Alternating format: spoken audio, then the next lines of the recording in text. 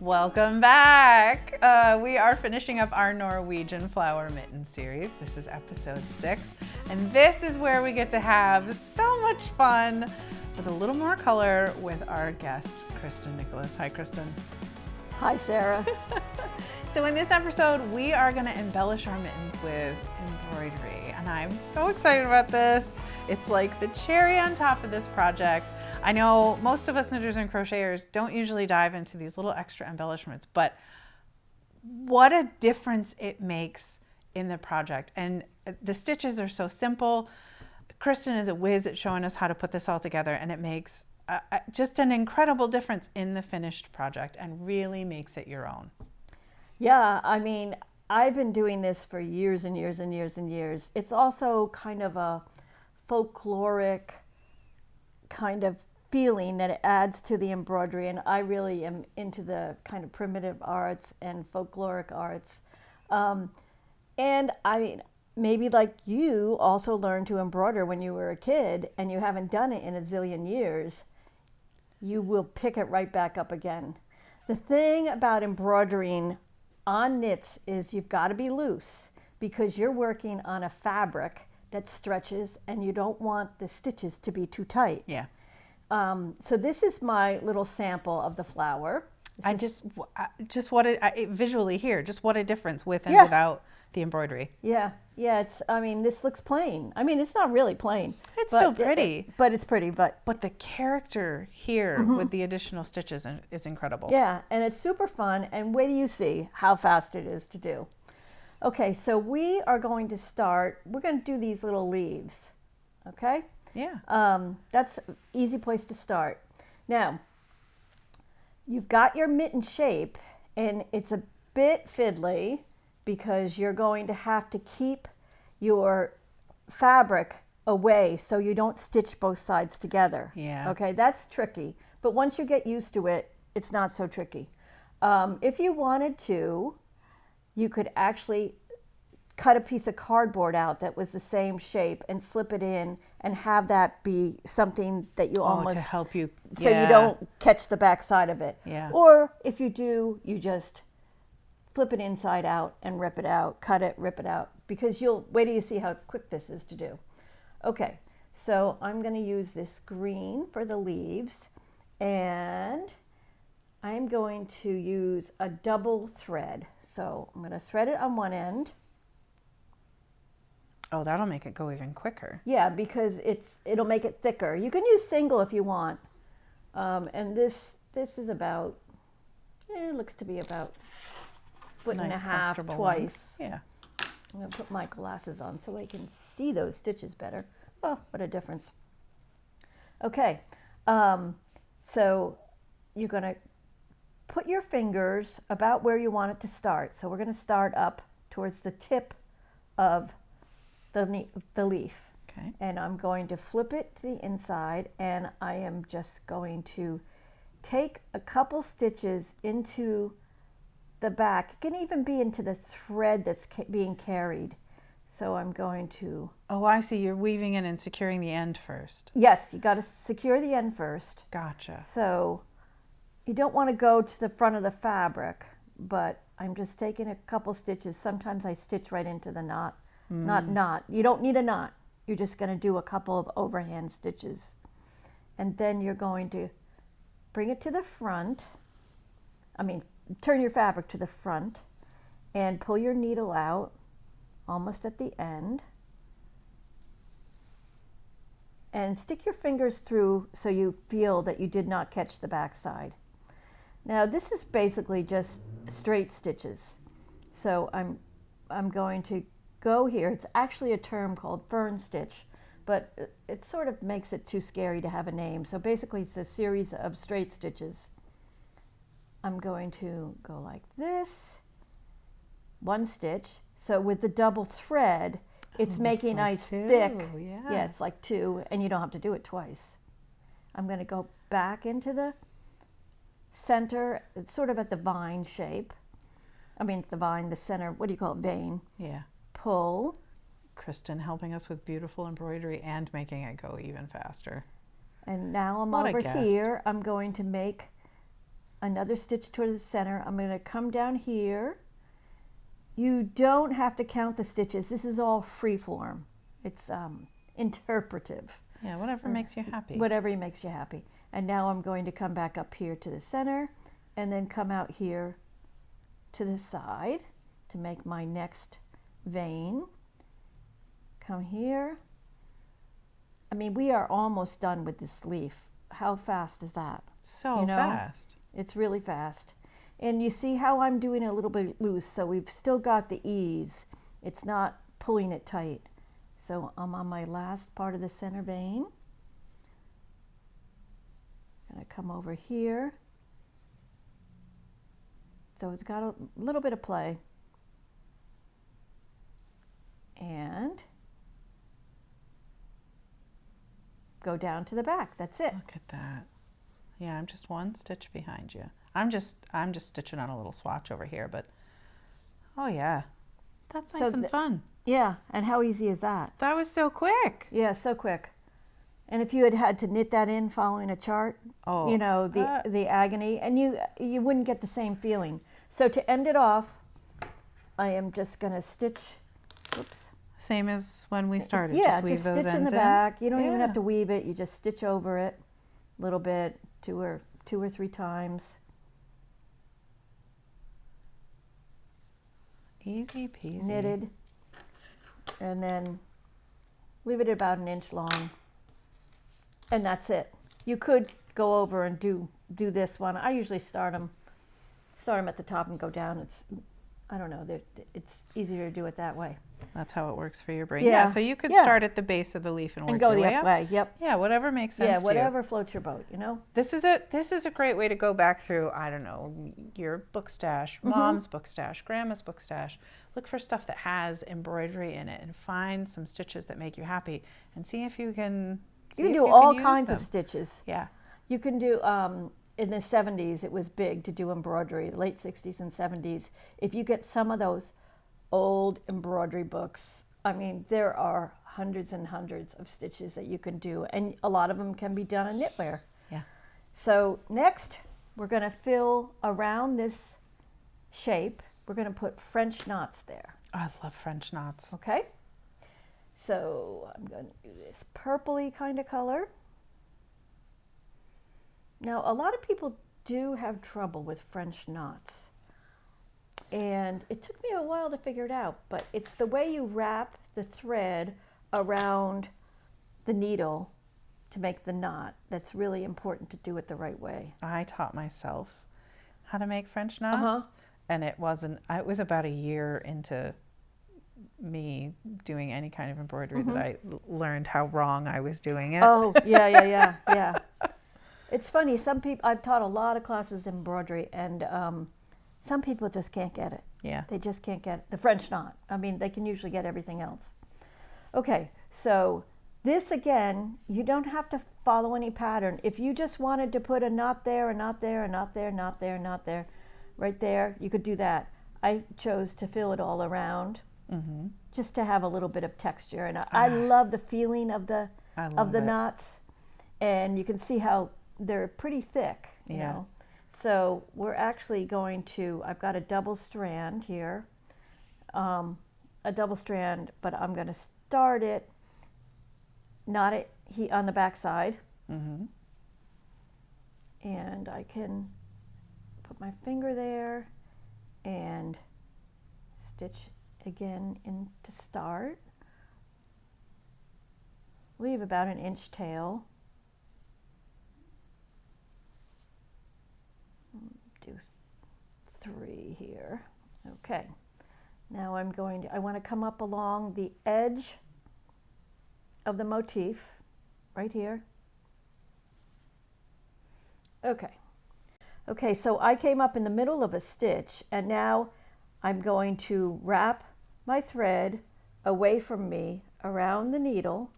So I'm doing this twice. You can see the 2 wraps there. And I'm going to turn my needle towards the fabric and put it over a half a stitch. Yeah, because you can't go back in where you came out, it'll or it'll take itself go away. out. Yep. And then pull it tight and then put your hand on the inside. This is a bit tricky. It helps if you hold this tight here and slowly bring that tapestry needle through. Slow, because if you go too fast, it might fall away. And now you can see that it's knotting, okay? Yeah, it locks those loops in Right. place. So I went back to our little swatch Oh from my our gosh, isn't Bargello that mitten, pretty? and I thought it would be really neat to put the French knots along the top Yeah. of the Bargello spikes. Yeah. So you could go back to the first mittens in our series, the Bargello mittens, and you could embellish these as well. Oh yeah, there's like the possibilities are endless on Endless. on this. Shall I do one more? Yeah, will you do one more Yeah, French I'll knot do for us, one and more. then will you talk And about? then we're going to go up here. Yeah. Yep. Okay, so I'm going to come over here.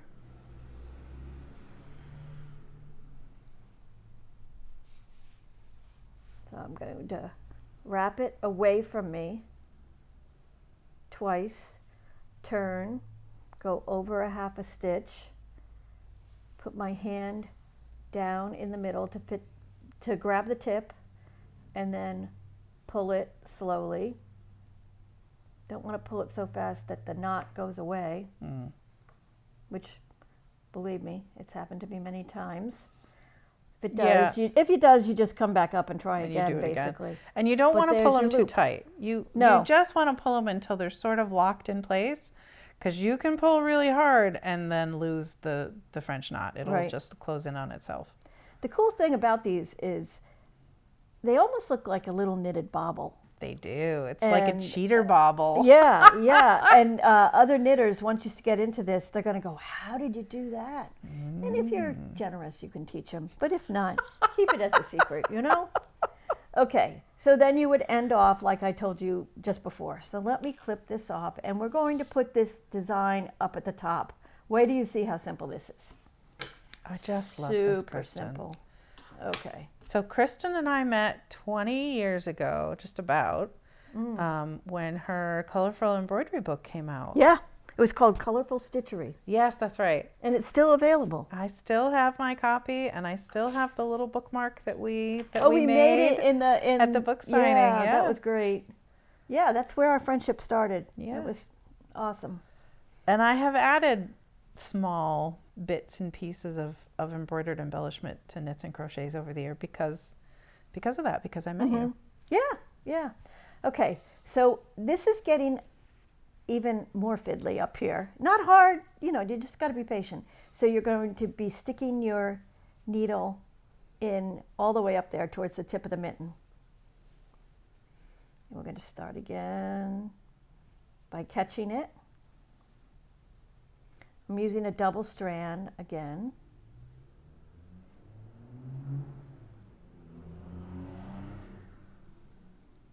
Okay, I'm going to come up here, right at the edge of my flower. And I mean, this is so easy to do. All I'm doing is, it's nothing fancy. It's just a straight stitch. So I'm going to come here. Now I'm going to come here. I'm going to stitch. Don't pull too hard. Go up here. And I like when they aren't quite straight and parallel to each other because I think it looks more hand done. Yeah. It's Looks more human. yeah. And I'm just going to put these stitched lines. Sometimes I make them a little longer than the other, just for a little It's a little fun. interest. A little irregularity is fun. No, that's a little bit too much space there. Maybe I'm going to go back here. No need to rip it out, just add another. I love it. I'm going to go up to the tip and then I will show you the rest of the part of this design. And embroidery can be really interpretive.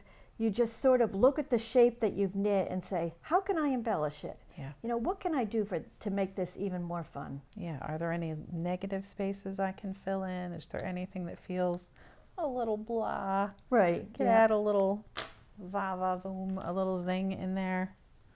So let me finish that. I love all these little French knots. It's so great. They are so fun, aren't they? Mine is hanging out there. And okay, so that one got pulled a little tight. So you just take your needle and loosen it up, pull it, and that's it. Yeah. Now, just for today, I'm not going to finish off that end. I'm just going to cut it. Okay, so then this part is just a simple running stitch right through. Oh, in between. Just in between, I thought, oh, I'd like to delineate the edge of the pattern because these two colors are close. Like in one of the earlier videos, we were talking about the color wheel and how things are analogous and complementary. So by adding this purpley blue color, I'm breaking it up and making it more artful, you know, and stand out. So the edge of the thing will stand out better. So I'm just going to come up here.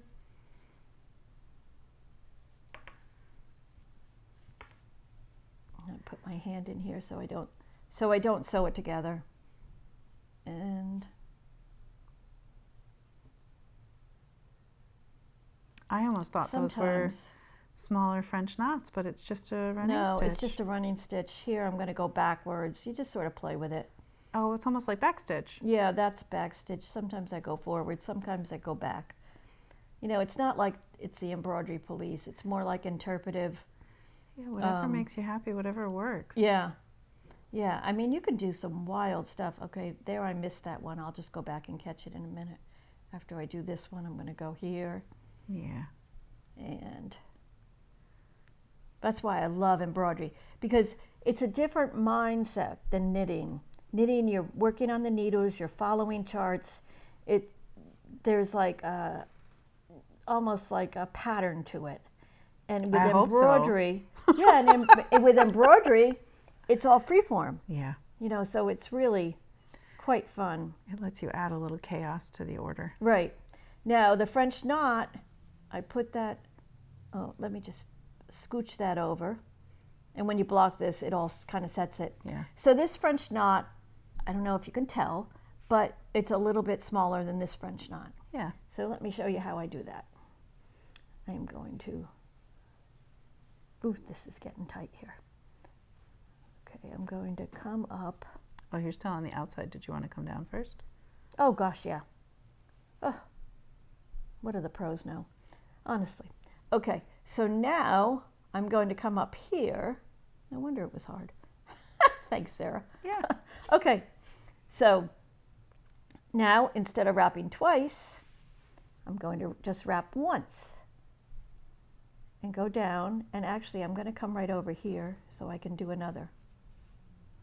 I can feel that makes it easy. Yeah, and I can feel that it's not hooked together. I mean, there's plenty of times I've sewed the two sides together and had to go back, but you see, that's going to be a smaller knot. Oh. Using a double strand, but see how it's smaller than these? So you can, you know, I mean, I've done French knots like 4 and 5 strands. You can get all kinds of texture going on. Ones. And there's hundreds and hundreds of stitches that you can do on this. Yeah. So, I mean, the combinations are endless. And to me, it adds a really artful look to knitting. Yeah. I just love it. I mean, and you don't have to stop here. You could keep going. Oh, you could keep going. You could stitch your way around the flower. You could also do embroidery on the back side. Yeah, you could do a little French knot in the center of all the circles. You could do an X in the center of each circle. There's so much. I've also done, like down at the rib, I've done like a running stitch over, and then that almost adds, I don't know, it adds another pattern to this. Oh. It's really pretty. I mean, the possibilities really are endless. Yeah. Oh, Kristin, thank you so much. You're welcome. Thanks for having me. Oh, absolutely enjoyable. You are welcome in the One Big Happy Studio anytime, my friend. I'll be back. We hope that you have enjoyed Mittens with Kristin, with our Bargello mittens and our Norwegian flower mittens and all the extra happy embroidery that you can add to both or either. If you haven't yet, you want to pick up a kit at onebighappy.com. Make sure that you click the button and the bell, like and subscribe so that you know when all of our new episodes air, and you can be one of the first to join us with our tutorials, both knit and crochet. And until we see you next time, happy knitting!